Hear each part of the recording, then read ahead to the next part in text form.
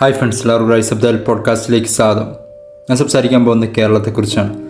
നമ്മുടെ കേരളം ഇന്ന് വളരെയേറെ മാറ്റങ്ങൾ വന്നിട്ടുണ്ട്.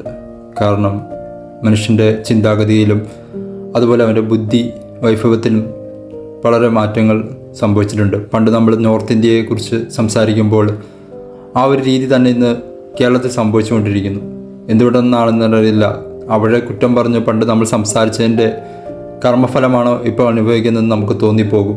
അതുപോലെയാണ് കേരളത്തിൽ ഓരോ മാറ്റങ്ങൾ സംഭവിക്കുന്നത്.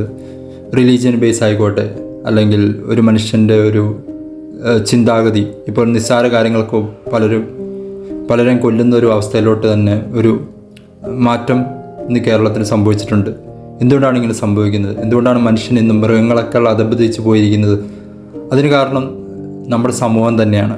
നമ്മുടെ സമൂഹത്തിൽ നടക്കുന്ന ഓരോ കാര്യങ്ങളും ഒരു മനുഷ്യൻ്റെ ലൈഫിൽ നെഗറ്റീവായി ഇമ്പാക്റ്റ് ചെയ്യുന്നുണ്ട്. അതിന് കാരണം സോഷ്യൽ മീഡിയ, അതുപോലെ ചുറ്റുപാടുള്ള വാർത്തകൾ, ഇതെല്ലാം ഒരു മനുഷ്യൻ്റെ ലൈഫിൽ നെഗറ്റീവായിട്ട് ഇമ്പാക്റ്റ് ചെയ്യുന്നുണ്ട്.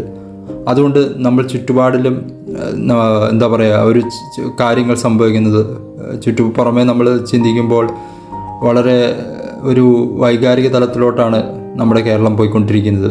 ഒരു 2018 മുമ്പുള്ളൊരു കാലഘട്ടം നമുക്ക് നോക്കിക്കഴിഞ്ഞാൽ അറിയാം, അത്ര വലിയ പ്രശ്നങ്ങളൊന്നുമില്ലാത്തൊരു നല്ലൊരു കേരളമായിരുന്നു. ഗോഡ്സ് ഓൺ കൺട്രി എന്ന് പറഞ്ഞറിയപ്പെടുന്ന ഇന്ന് ഒരു മെൻ്റൽ ഔൺസ് കൺട്രിയായി മാറിക്കൊണ്ടിരിക്കുകയാണ് കേരളം.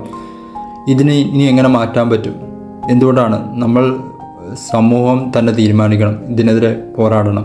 ഇതിനെതിരെ ഇങ്ങനെയുള്ള സമൂഹത്തിൽ നടക്കുന്ന തിന്മകൾക്കെതിരെ നമ്മൾ തന്നെ മുൻകൈയെടുത്ത് മാറ്റങ്ങൾ കൊണ്ടുവന്നാൽ മാത്രമാണ് ഇവിടെ മാറ്റങ്ങൾ സംഭവിക്കുകയുള്ളൂ.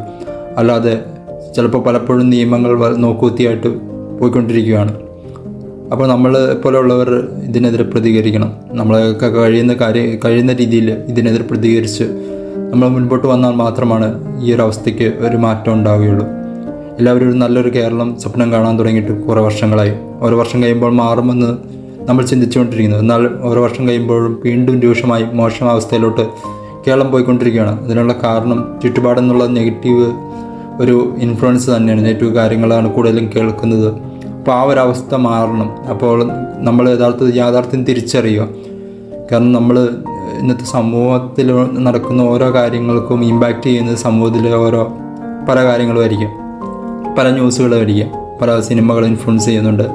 അങ്ങനെയുള്ള ഒരു അവസ്ഥയ്ക്ക് മാറ്റം വന്നാൽ മാത്രമാണ് നമ്മുടെ ലൈഫിൽ അല്ലെങ്കിൽ നമ്മുടെ കേരളം ബെറ്റർ ആവുകയുള്ളൂ. അതുകൊണ്ട് നമ്മളെല്ലാവരും മാറി ചിന്തിക്കേണ്ട സമയം അതിക്രമിച്ചുകൊണ്ടിരിക്കുകയാണ്. അല്ലെങ്കിൽ നമുക്ക് ചുറ്റുപാടും ഇനി ഒരുപാട് വാർത്തകൾ, പല രീതിയിലുള്ള കൊലപാതകങ്ങളും മോശം അവസ്ഥകളും ഇന്ന് നമ്മൾ കേൾക്കുന്നതൊക്കെ കൂടുതലായിരിക്കാം ഇനി ഫ്യൂച്ചറിലോട്ട് കേൾക്കാൻ പോകുന്നു. Thank you.